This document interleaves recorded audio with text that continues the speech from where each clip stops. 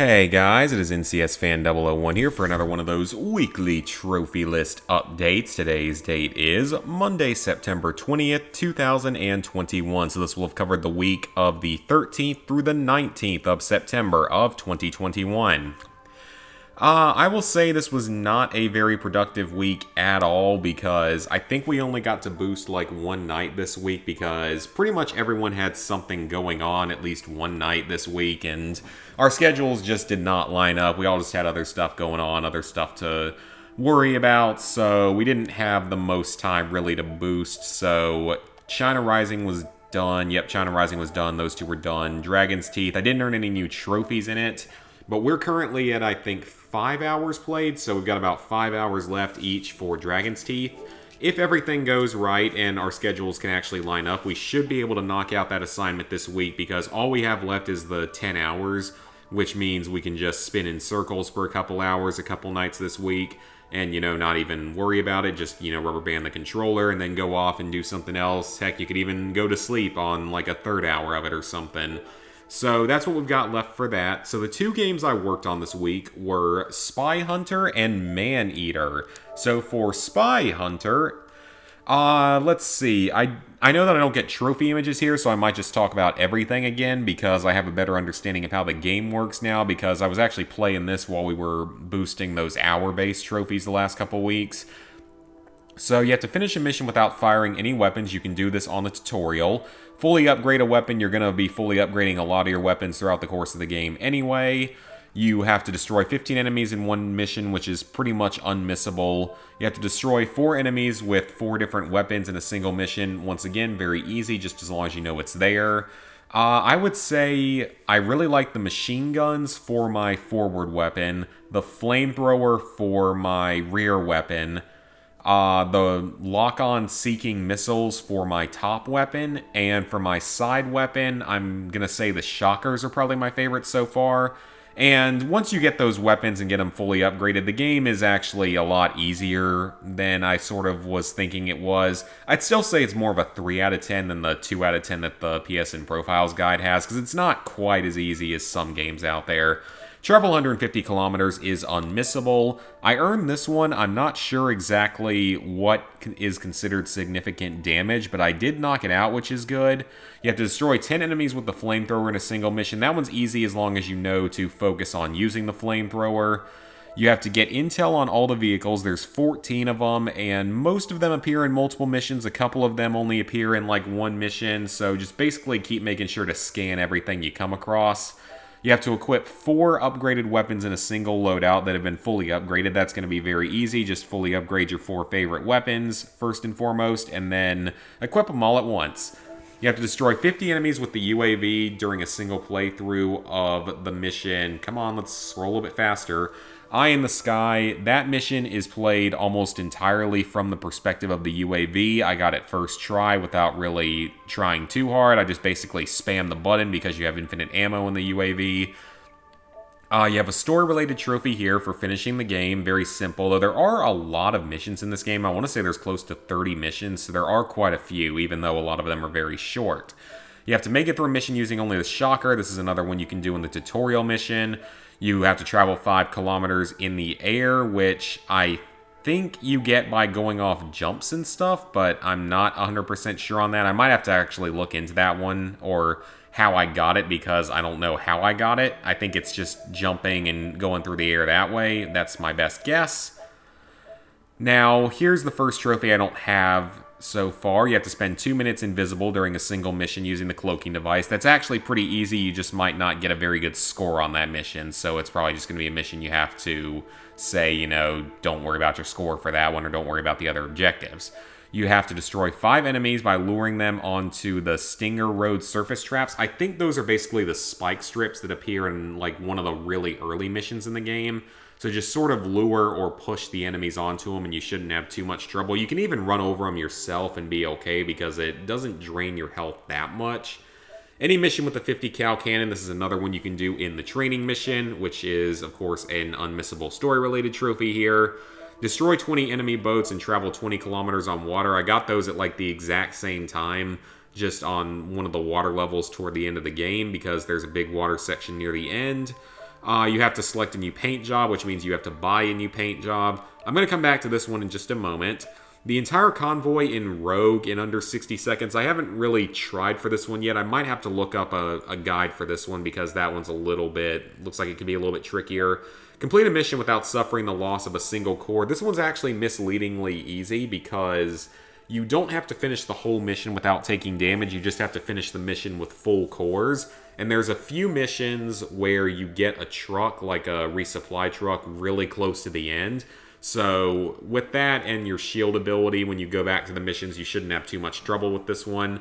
The nuclear fallout mission, I don't even really remember what this objective was, so hopefully it's not too difficult. And then you have to earn 150,000 research points, which is going to be a little bit of a grind. I'm definitely not there yet. I think you'll get pretty close by doing everything else in the game, but you might have to grind just a little bit. Now, this trophy is definitely the hardest one in the game, and it's not as easy as I was kind of hoping it to be, because Spy Hunter Pro status requires you to do 4 things in every mission, or most missions 4 things. A few missions you have fewer objectives. You have to photograph a black box that jumps randomly out of a vehicle that you destroy during the mission. You have to finish with a set amount of health. You have to finish within a set amount of time. And you have to destroy a communications vehicle, which has like a big comms dish on top. The problem is, if you happen to die after doing it, but before reaching a checkpoint, it won't count. So you'll have to do it again on any replays. And then there's also very annoying sections where you have to guide like a laser-guided missile, and it literally doesn't control well at all. Like, it's horrendous. So I'm not a fan of that part of the game. But, I mean, it's not terrible. I finished some of the missions. Like, currently, it looks like I'm looking at my list right now, 1, 2, 3, 4, 5, 6, 7, 8, 9, 10, 11, 12, 13, 14, 15, 16. It looks like I've got 17 missions left to do this on, and most of them I only have one objective left. The one nice thing is that you can do the objectives over the course of multiple playthroughs. So, for the mission Interception, I just need to destroy the comms truck. For the Sewer Rat mission, I just need to get the time. For the Carnage mission, I just need the black box. For Executive Elimination, I just need to finish with a set amount of health. So you can really, if you have to, you can just focus on one objective at a time, and that's probably one of the easier ways to do it. So it's not terrible, it's just not the most fun thing in the world to do, because it's not the best game ever. I've certainly played worse, but it's unfortunately not that great of a game. And I mean, I love the Spy Hunter arcade game. I actually have played that some. My dad was actually really good at it back in the day. That was his game, how my mom's game was Galaga back in the old arcade days. So the bulk of my time this week has been going into Maneater. This game is a lot of fun, definitely enjoying it, definitely would recommend playing it. And I've made pretty good progress in the game. I'm over halfway done, so I might be able to finish this one by the end of the week. So you're going to get some story-related trophies here, like everything through here, and I think even the Mega Trophy are all story-related trophies, so basically unmissable. The story's not particularly long, but there is a lot of side activities to do.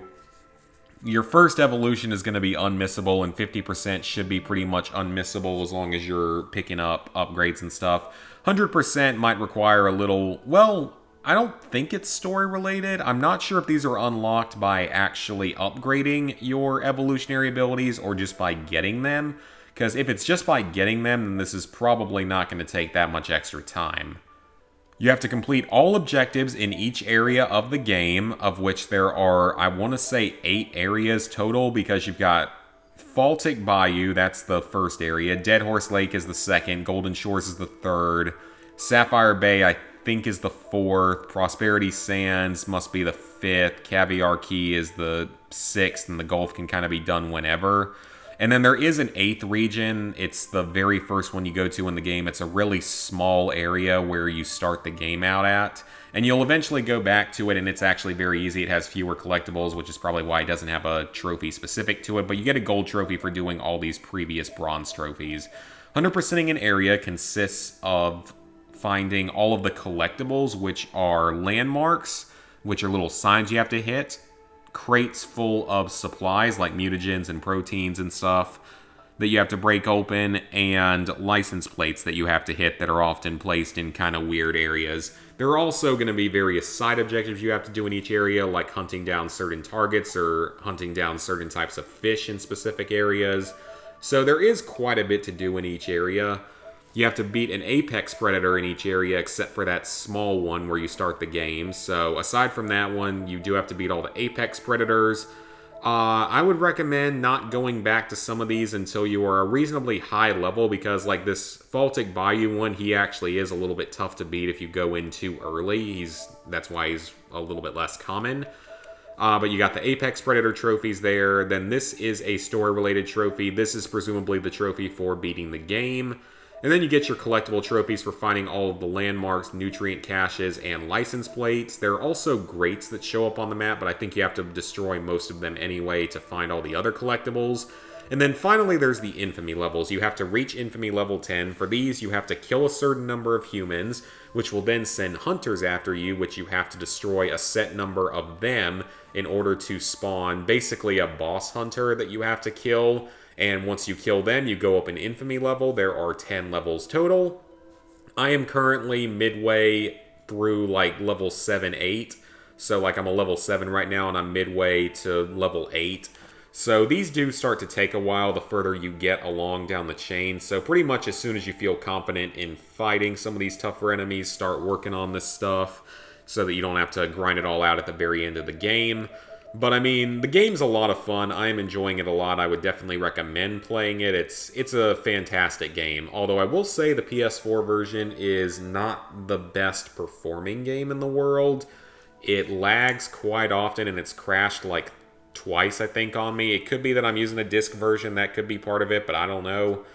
And then Truth Quest is the DLC. As far as I know, it's the only DLC they have planned, but I think that Ghost said he just finished this one and there's like a little hint at a second DLC. I kind of hope that's not true because this is a GameFly game, so I'd rather not have to, rent it again. But it looks like, as best I can tell, you've got 2 story-related trophies here. Reaching level 40, when I think the max in the base game might be 30. You have to fully get all of the new evolutions for the DLC. You have to complete all of the objectives within this new area, which it looks like it's probably like 2 areas or something. You have to kill a bunch of specific, basically Apex-type enemies or bosses. Don't know what this one is. And the time trials are apparently pretty tricky. That seems to be the rarest. No, it's not quite the rarest trophy, unless, well, I guess if the objectives include the time trials, then yeah, it basically is the rarest trophy. So apparently it is a little bit tougher than the base game, though it's certainly not unbearable by any means. Apparently, though, this was very, very badly glitched right when it came out, because like Ghost did everything and only got like 3 of the trophies, whereas others did everything and got more of the trophies, but not all of them. Apparently the PS4 version has no issues, but the PS5 version does, which is really weird. So yeah, I mean, I don't know exactly where that's coming from. I think that they have patched the PS5 version, plus the game does have an auto pop. So if you do the PS4 version, you can auto pop all the trophies onto the PS5, which is very nice. Also, I'm slightly worried that my PS4 might be dying here, because I have been running into this issue pretty much all week where I can't really auto-sync my trophies. It'll give me an error. So I'm slightly worried about that. I mean, this is basically not quite a launch day, but a very early PS4. I got this one in February of 2014, so not long after they came out. So hopefully that's not the case, but I'm kind of worried because it's been doing that more often. And it's given me that other weird error that happens when you start up games sometimes. It's given me that on Maneater twice now, so I'm a little bit worried about my PS4. I don't know what's happening with it. Thankfully, PS4s are a little bit easier to obtain than a PS5, so that's a good thing. And I mean, it's still working fine if that's my only issue. Hopefully that's the only issue I run into. So, level 741, 49%, 21,243 total trophies, 539 platinums, 3,251 golds, 5,726 silvers, 11,727 bronzes. So, plans for the upcoming week.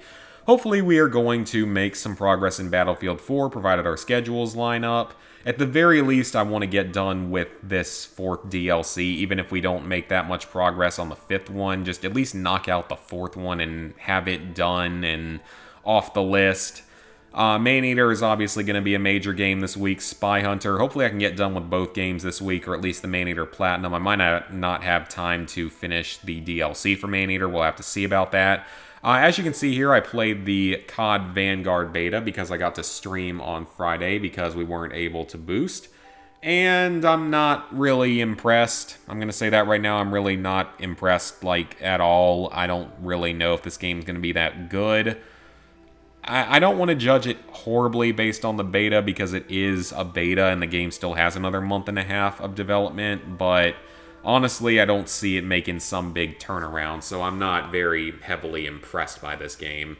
We'll see if I knock out an easy Platinum or two this week. I know I always say that, and usually I do one. I just didn't really have that much time this week because I've been playing Maneater and busy with other stuff. Yeah, that's really about it for this video. Like I said, there's not a whole lot to update on. My current schedule is all over the place for the games that I want to do in the future. Because, like, for my September listing, because I just really haven't been updating stuff as much, I still have The Division, Battlefield 4, Battlefield 5, The Division 2, GTA 5, Aliens Colonial Marines, because, yes, that's actually not the one that I'm planning on doing for 550, that's just one that Ghost pretty much talked me into doing, because it's not terribly difficult to boost. I guess it's still a surprise as to what I'm actually going to do for 550 because no one's guessed it yet. I think I mentioned before, it's a single-player game on the PS3. It's a meme type of game. It's in technically a series of 2 games, and it's ridiculously overpriced. So, first one to get it gets a shout-out in the next video if anyone actually guesses it this time.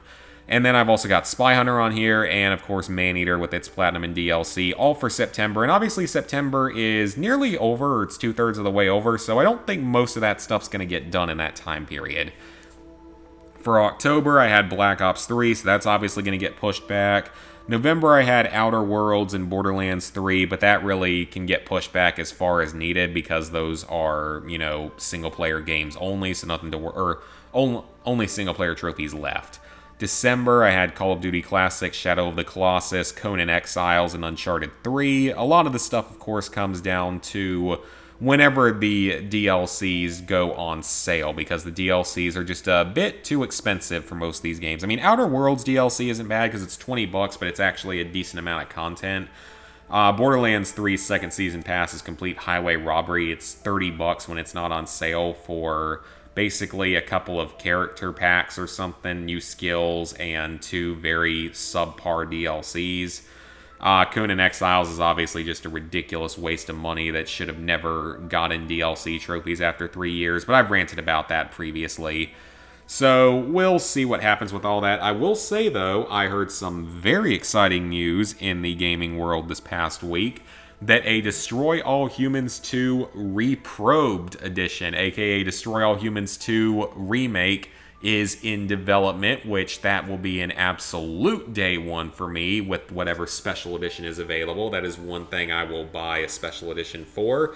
And a new SpongeBob Battle for Bikini Bottom type game being developed by the same people that made that remaster is coming out as well, which I'm a little less excited about that because there's no nostalgia factor for it like there was with Battle for Bikini Bottom. THQ Nordic, where are the other Nickelodeon games? You've got like 16 other licenses. Where are all the other ones? I mean, come on. You got this like 3 years ago now. Where are all the other ones? Where's, you know, Attack and the Power of Juju, the Fairly OddParents games, the other SpongeBob games, the Jimmy Neutron games? I said TAC already. The Avatar games. What are some of the others? I know that there's a few others. The Nicktoons Unite games. There's 4 of those. Where are all those games at? Just, come on, give them to us. They can't be that hard to remaster. They're that old. So, yeah, enough on that, though. So, we'll see what I work on this week. I don't know what my schedule is going to look like this week, though, because I'm planning on going home on Friday so that I can go to a football game on Saturday, but I'm not 100% sure that's still going to happen, mostly because I have no confidence in my team to actually do anything this season, at least on offense, and I don't know if they're going to be able to win that game, so I'm not sure I want to go to a hostile enemy stadium with the likelihood of us losing. But I'll figure that out as the week goes on. If I do go home, then obviously nothing will happen on Friday, Saturday. If I don't go home, then nothing will happen on Friday and something, or no, something may happen on Friday and something may happen on Saturday. We'll figure it out though. So, hope you guys enjoyed the video. I actually did manage to drag this one out. I also hope you guys have been enjoying the influx of cooking videos. I've been trying to get those out a little more often. I mean, they're a lot of fun, you know, I like trying out these recipes and stuff. So, hope you guys enjoyed the video. Please like, favorite, share, comment, subscribe, and ring the bell if you haven't already. And I will see you guys for the next video.